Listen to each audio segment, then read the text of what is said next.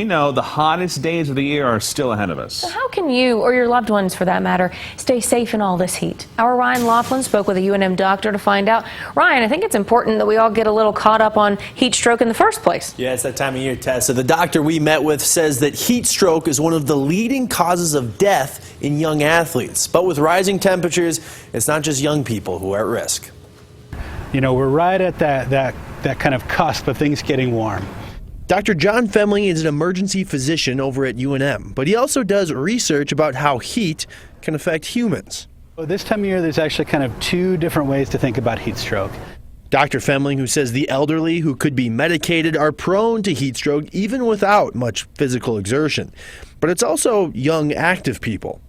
They're hitting the trails, they're hitting the road, and there's a separate group that's going to be at high risk of getting heat illness and heat stroke.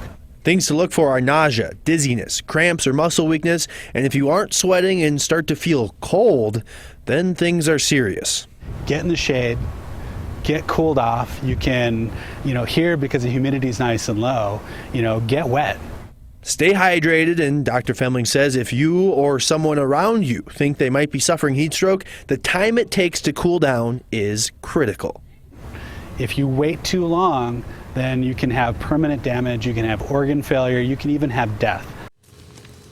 Last thing Dr. Femling says is that we can train our bodies to be more resilient to the heat, but that also means we're most vulnerable in these first few weeks of the hotter season. Tessa?